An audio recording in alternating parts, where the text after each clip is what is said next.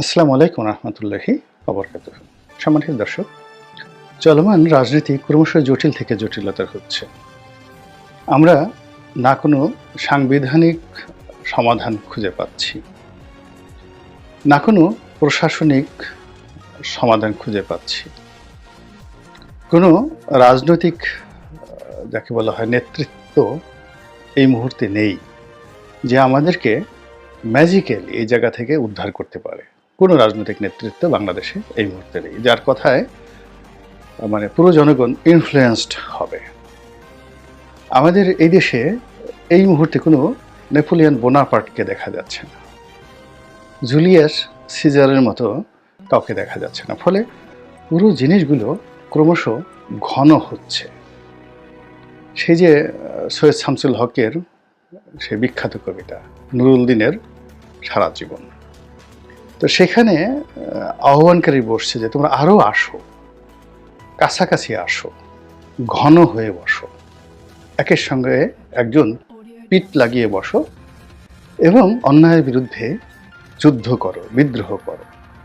তো ঠিক এই একই ভাষায় কিন্তু সরকারের মধ্যে যাকে মাস্টার মাইন্ড বলা হচ্ছে, এই পুরো আন্দোলনের যাকে মাস্টার মাইন্ড বলা হচ্ছে, তার একটা বক্তব্য খুবই যাকে বলা হয় গুরুত্বপূর্ণ এবং এটা ঘটবেই।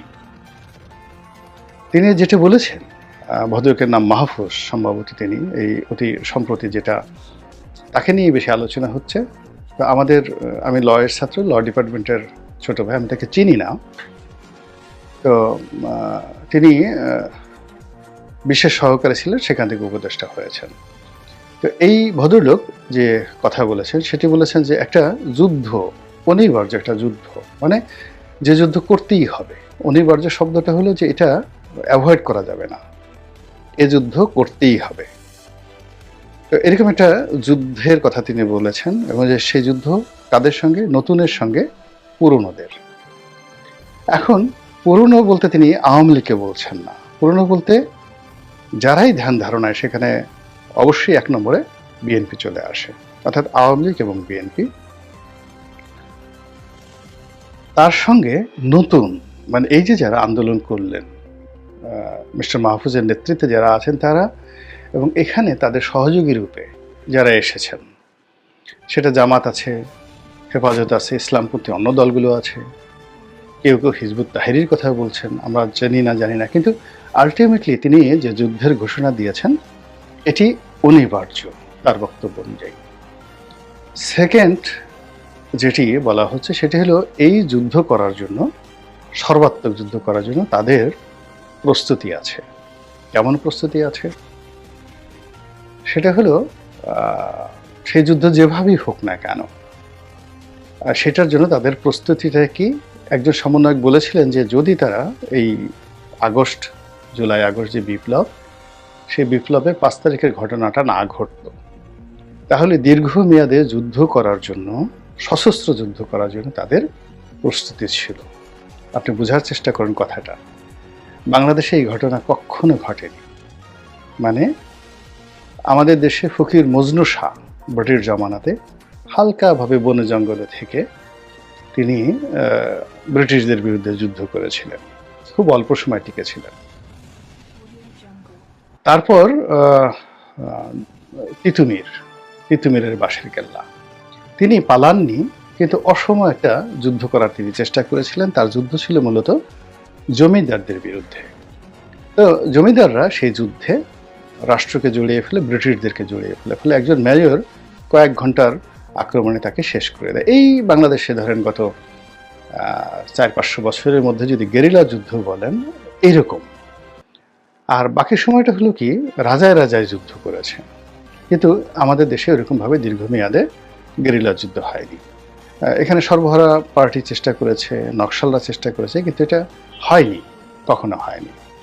তো এখন এই যে চলমান সময়ে 18 কোটি মানুষের দেশে,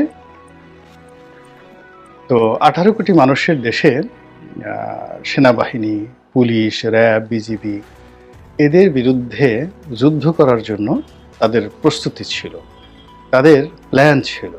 হোয়াট ডাজ ইট মিন? তারা এই কথাগুলো বলেছে এটা যদি সত্য হয় তবে দে হ্যাভ এ কানেক্টিভিটি।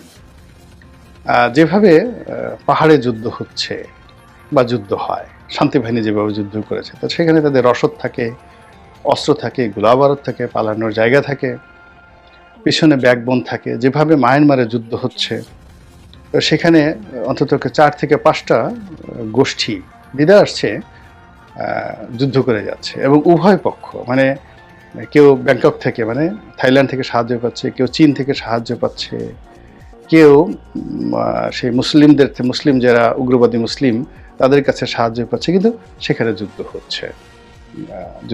তো ওইরকম একটা অবস্থা বাংলাদেশে যদি হয়, তাহলে এই যুদ্ধের জন্য শহর, প্রথমত ঢাকা শহর, দ্বিতীয়ত চিটাগং শহর, এরপর আমাদের সীমান্তবর্তী এলাকাগুলো এবং আমাদের যে বনাঞ্চলগুলো, এইগুলো নিঃসন্দেহে তাদের একটা টার্গেটের মধ্যে ছিল। এবং এই টার্গেটের বিভক্ত হওয়ার জন্য যদি প্রস্তুতির কথা বলা হয়, অ্যাটলিস্ট কত সংখ্যা হতে পারে, সেই কথা কল্পনা করলেই আমাদের অন্তরাত্মা কিন্তু কেঁপে ওঠে। এই কথা কিন্তু তারা বলেছেন।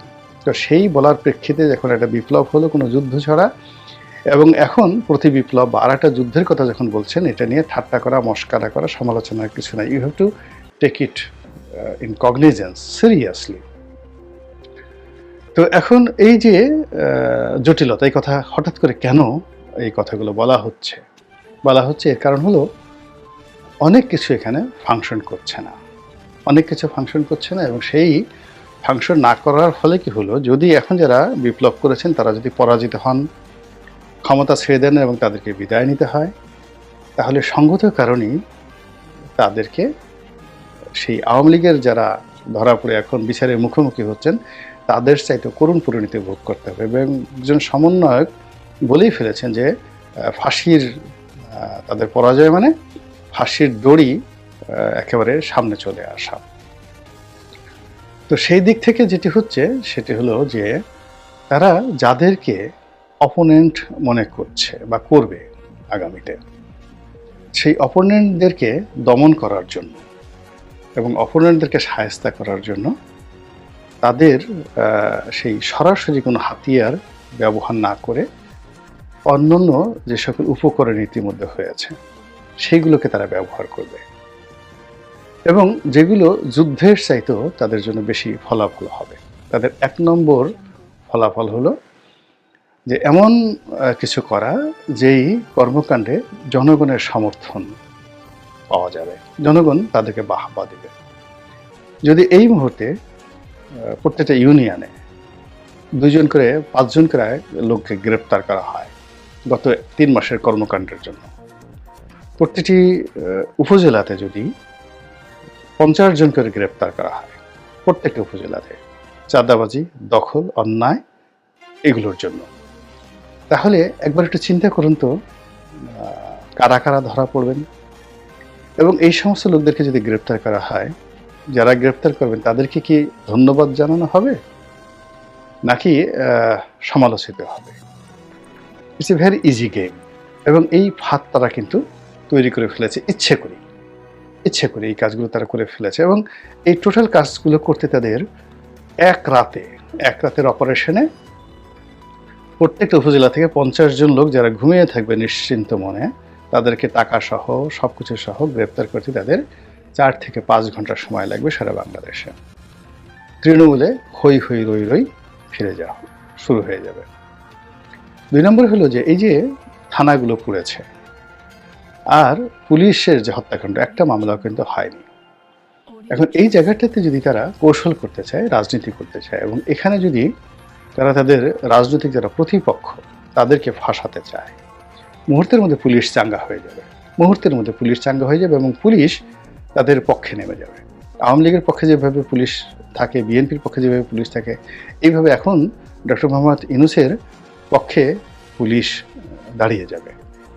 যদি এই গত 1 মাসে পুলিশের মধ্যে যে ফ্রাস্ট্রেশনগুলো হয়েছে, যে বঞ্চনা হয়েছে, এবং পুলিশের যেটা মেজরিটি এই মুহূর্তে যারা আছে, যখন সরকার চালাতে যাবে তাকে তো রাজনীতি করতে হবে, তাকে তো এখানে দেবত্বগিরি করলে হবে না। তো সে রাজনীতি করতে গিয়ে সে সবার আগে যেটা দেখবে সেটা হলো যে এই মুহূর্তে পুলিশের বেশিরভাগ সদস্য, ধরুন অলমোস্ট 90% পুলিশের যারা সদস্য তারা খুশি হবে, অ্যাক্টিভ হবে এবং সরকারকে সহযোগিতা করবে।